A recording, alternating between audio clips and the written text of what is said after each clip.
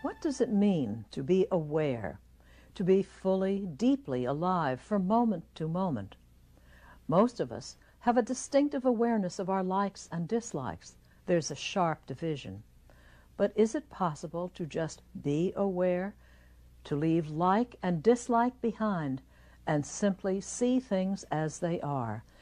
Those times in which awareness is far beyond the mere focus of concentration, Krishnamurti calls choiceless awareness.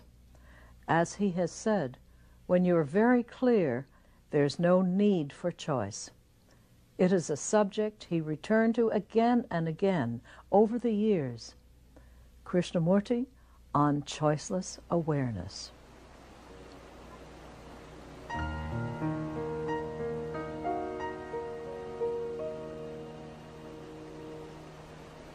How do you look at this marvelous sight, the beauty of this place? What does it mean to you? Do you observe it, aware of it, without any choice, without any desire, just to observe the extraordinary beauty of the land? Or when we are aware, is there always a choice?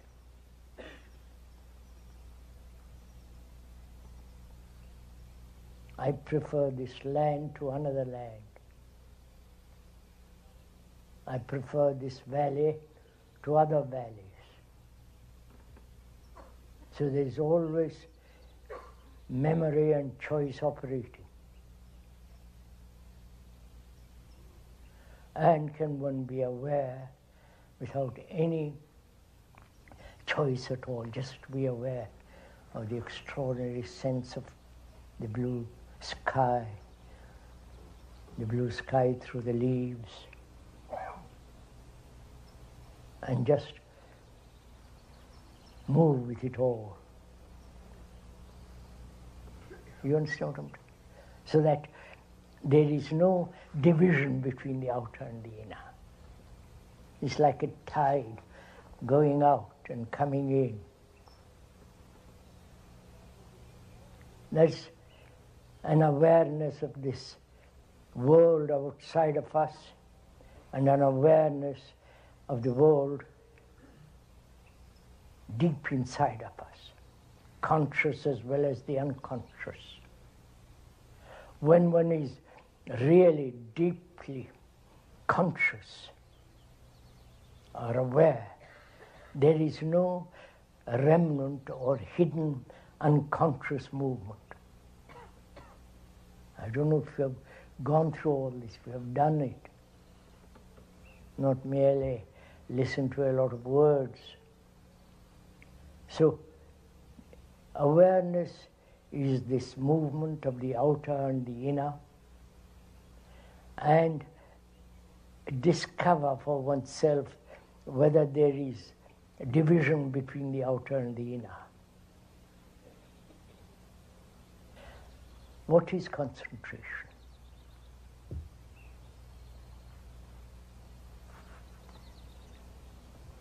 To concentrate upon a page, upon a picture, to concentrate all one's energy upon a particular point. in concentration, there is always one who tries to concentrate. And in that concentration, there is an effort and control. So there is a controller and the controlled in concentration.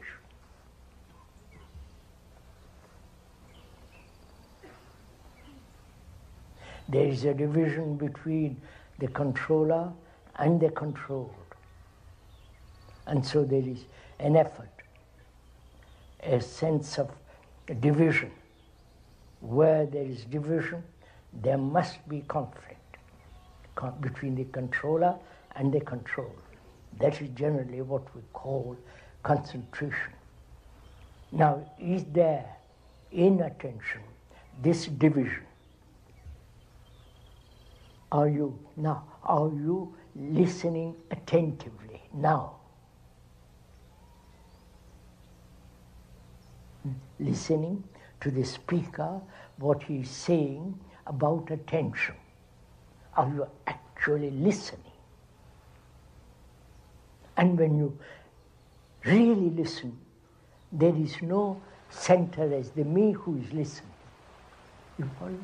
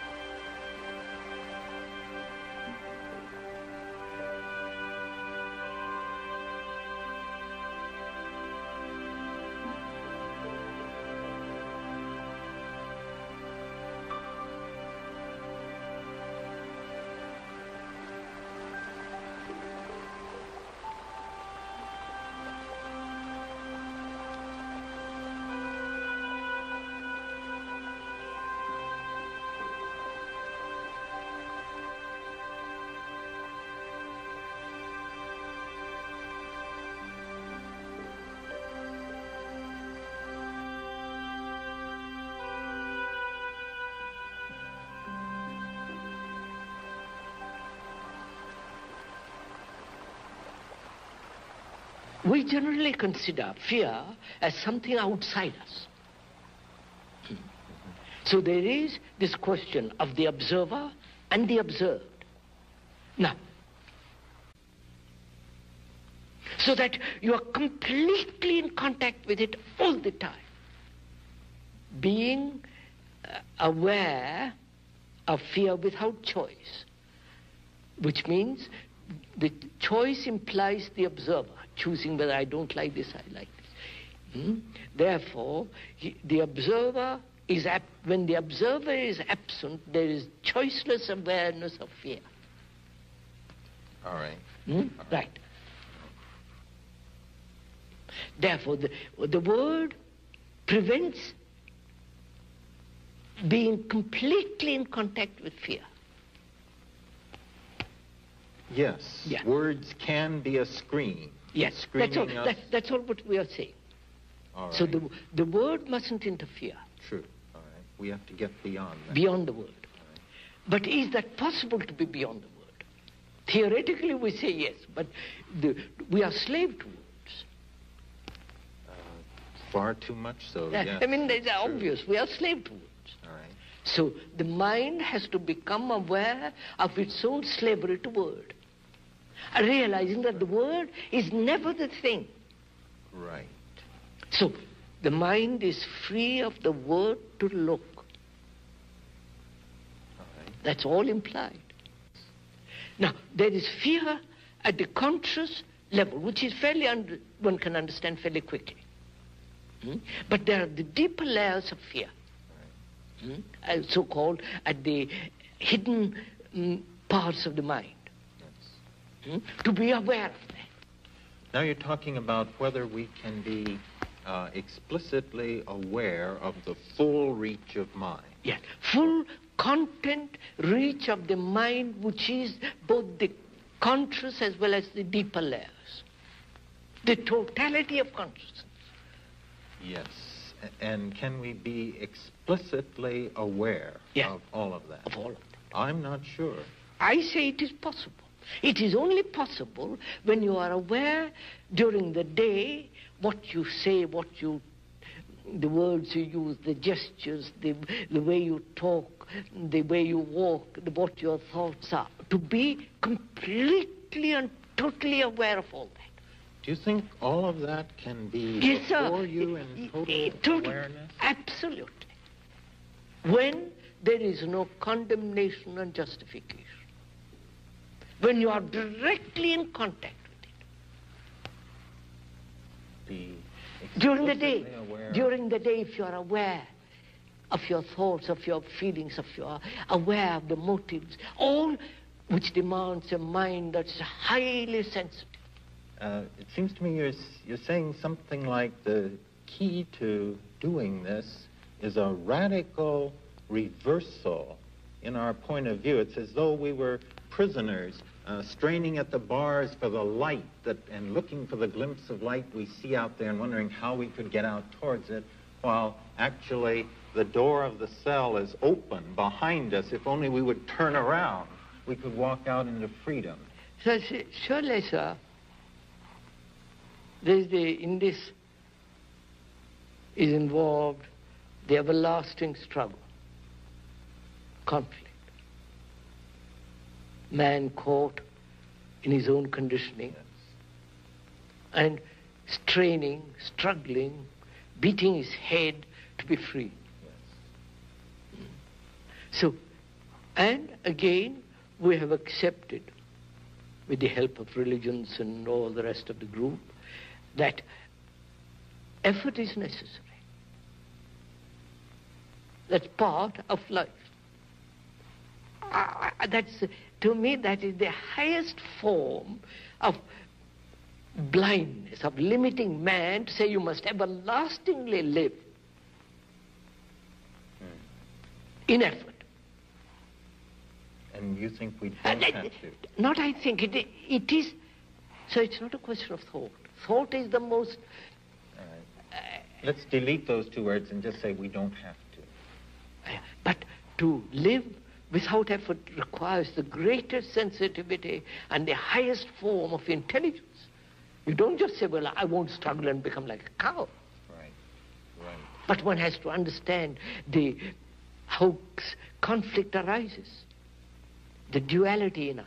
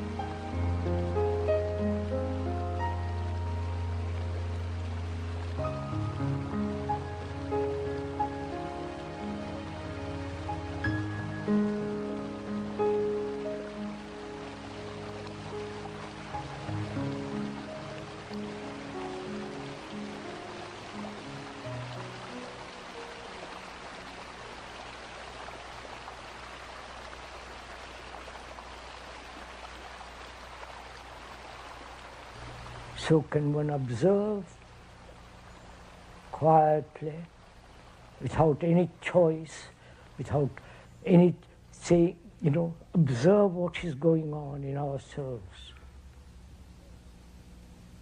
The mirror in which we see our faces.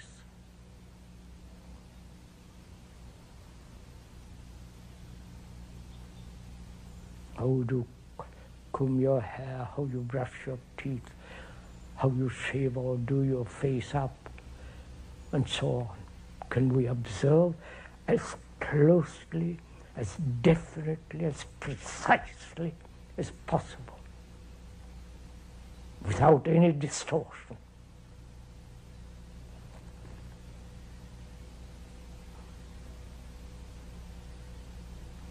That means we have to understand the movement of choice. Please ask yourself, why do we choose psychologically? Inwardly say, I'll do this, I won't do that. This is right, that's wrong. I'm violent, but I must become non-violent. I have pride, but I've become humble. You understand? This inward choice going on all the time. Is there choice at all when there is clarity?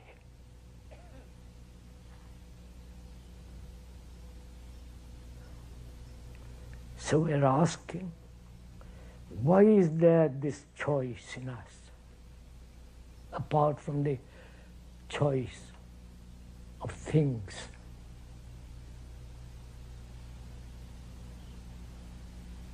Could we look at it for a minute? Human beings throughout the world inherited probably from apes and so on. They are violent people, human beings are, throughout the world.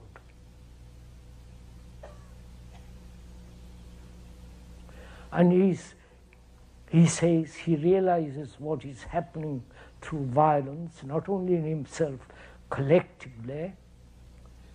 He says that let us be non-violent, let's practice non-violence, let's talk about non-violence, let us use that instrument politically, and so on. This has been one of the things that India has produced, non-violent, not only India, but others have talked about it long before. So, you are violent, if I'm violent at all, we are violent. And then we say, I will become non-violent, which is a choice, isn't it? Where there is separation in my thinking, I can separate thought from action. I think one thing and say other thing. Think one thing and act another way. That is separation, that breeds conflict, hypocrisy.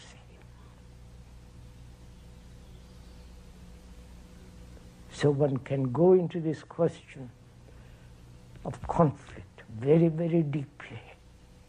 And when you begin to understand the nature and structure and the way of its subtlety, as you watch it, they're very watching without any choice, that in that watching you will see that conflict ends. And that requires great attention to every thought, every action, every way of inward feeling. And if one wants to end that conflict, we have to give tremendous attention to it. Not casual attention, not one day or one week later, but keeping that attention moving all the time.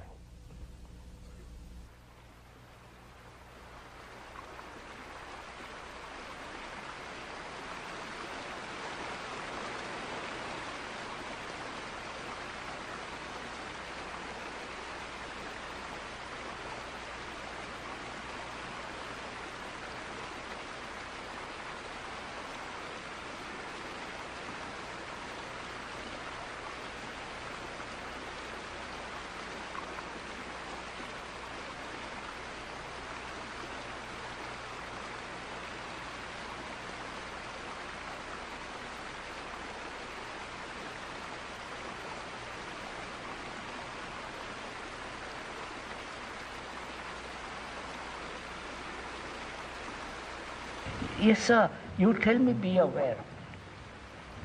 I'm blind. I think that's an elephant. How am I? You follow my question, sir? Yes. I am blind. And I want to see light. And you say, be aware of that blindness. I say, yes. What does it mean? Awareness, mindfulness, attention. How do you discriminate of these? I would say, sir. Different, yes. I would different, say. yes. These three: awareness, mindfulness, and attention. I would say attention, awareness in which there is no choice. Right. Just to be aware. When choice enters into awareness, there is no awareness. Right. And choice is measurement, division, and so on. Right. So awareness is without choice, just to be aware. Yes. Say, I like this room. That's right. All that has ended. Yes. Right. Attention. To attend. In that attention, there is no division.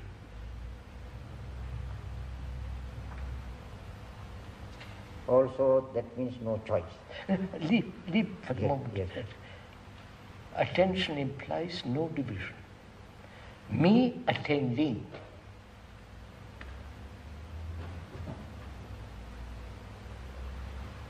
And so it has no division, therefore no measurement, and therefore no border. One can be aware of what kind of dress you have. One may say, I like it or don't like it. So a choice doesn't exist. You are wearing it, that's all. But attention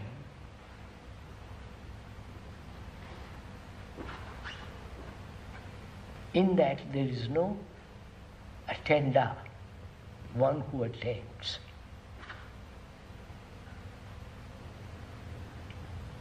And so no division. But the Buddha's teaching of the Satipatthana is that in the Satipatthana practice of meditation is that there is no discrimination, there is no value judgment, there is no like or dislike. Yes, sir. Yes, sir. You only see as Yes. it is. That's all. What if you totally attend with your ears, with your eyes, with your body, with your nerves, with all your mind, with your heart, in the sense, affection, love, total attention, what takes place? Of course, what takes place is an absolute revolution, internal, complete revolution. What is the state of such a mind that is completely attentive?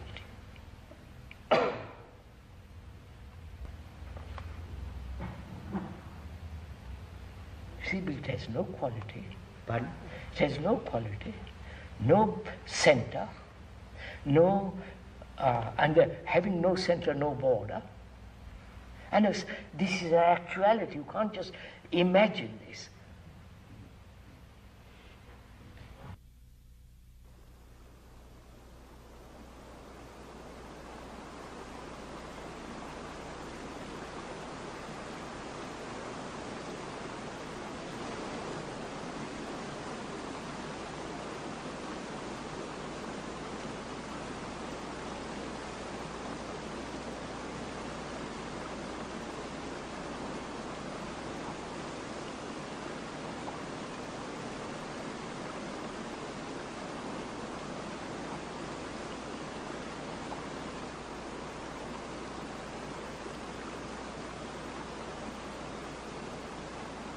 If you're aware, not say, well, I'm aware, but I don't like that shirt. It's too blue.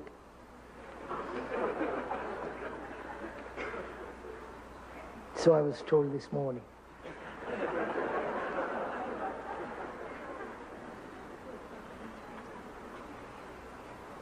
So, are we aware in that sense? Choiceless awareness. Then, if you are so choicelessly aware, then you are attentive. Understand? Choiceless awareness means attention, not cultivated. Say, I must attend. But becoming aware of the trees, the birds, the balloons going up the mountains, the light on the clouds, the evening, the moonlight and so on. Watching, aware of all this, and your reaction to all this. And by not responding, not choosing, I like this, I don't like that. It's mine, it's yours. You follow? Just to be aware. From the choiceless awareness, there is attention. Right? Attending with your eyes, with your ears, with your nerves, with all your being. So, the quality of attention and the quality of inattention, not attending, are two different things. Where there is inattention, there is choice, unawareness, lack of attention. Then the recording process goes on. The old habit is established. But when there is attention, the old habit is broken. You got it? Will you do it? That's the fun, not just listen to a lot of words, but if one actually puts, not into action, see the truth of it.